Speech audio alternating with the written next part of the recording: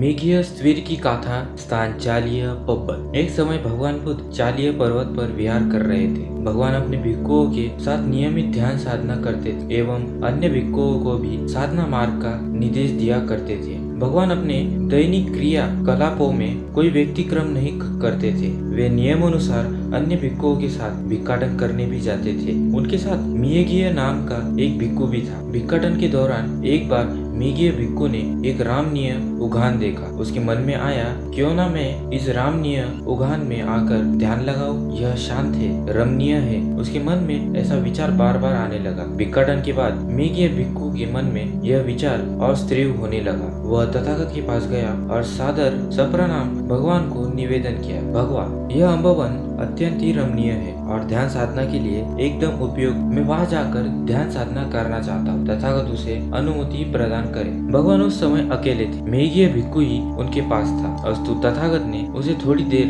इंतजार करने को कहा, परंतु मेघीय भिक्षु का मन शीघ्र ही वहां जाने को उतावला हो रहा था। उसने दोबारा भगवान से निवेदन किया। भगवान ने उसे बताया कि कोई अन्य भिक्षु आ जाए तब तक वह इंतजार करे। मेघीय भिक्षु के लिए यह बड़ा दुविधामय था, क्योंकि उसका मन बार बार मचल रहा था उस आम्र उद्यान में जाने के लिए। वह बार बार अपने अनुरोध को तथागत के सामने निवेदित करता रहा और अंततः भगवान ने उसको जाने की अनुमति दे दी। मेघीय भिक्षु तत्परता से उठा और उस अम्बवन की ओर चल पड़ा। वह शीघ्र ही अम्बवन में पहुंच गया और एक पेड़ के नीचे आसन लगाकर ध्यान साधना करने लगा। उसका मन ध्यान केंद्रित नहीं हो रहा था। मन इधर उधर भटकने लगा और वह मन को एकाग्रचित करने के लिए बार बार प्रयत्न करने लगा। पूरा दिन बीत गया, परंतु उसका चित्त एकाग्र नहीं हो सका। कोई प्रगति नहीं हो सकी। वह वहां से उठा और संध्या काल को तथागत के पास आया। आकर तथागत को बताया कि वहां जाकर वह ध्यान रत होने का अभ्यास करने लगा, परंतु उसके मन में विभिन्न तरह के काम वितर्क,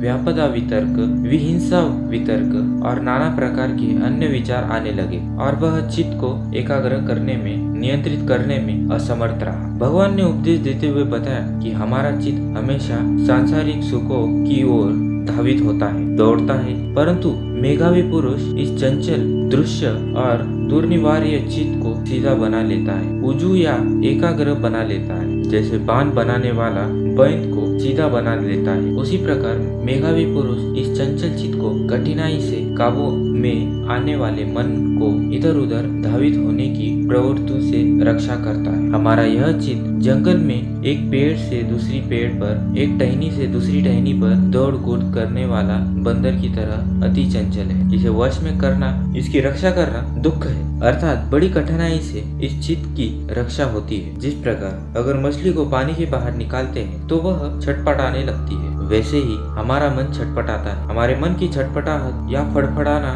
ठीक उसी मछली की तरह का ही होता है। यह चित्त क्षणिक है, चंचल है। इसे शोक रखना कठिन है, इसे रोक रखना कठिन है और इसका निवारण करना भी दुष्कर है। ऐसे चित्त को मेघावी पुरुष उसी प्रकार सीधा करता है जैसे बाण बनाने वाला बाण को। जैसे जलाशय से निकलकर तिल पर फेंक दी गई मछली तड़फड़ाती है, उसी प्रकार यह चित्त मार के फंदे से निकलने के लिए तड़पता है। वे बोले, मेघीय भिक्षु का इच्छानुसारी नहीं होनी चाहिए। यह चित्त क्षणिक है, इसे अपने वश में रखना चाहिए। ऐसा करूं, तथागत ने उस मेघीय थेर के संदर्भ में यह गाथा कही। आपको यह कहानी कैसी लगी दोस्तों, हमें कमेंट सेक्शन में जरूर बताएं। मिलते हैं नेक्स्ट वीडियो में। नमो बुद्धाय।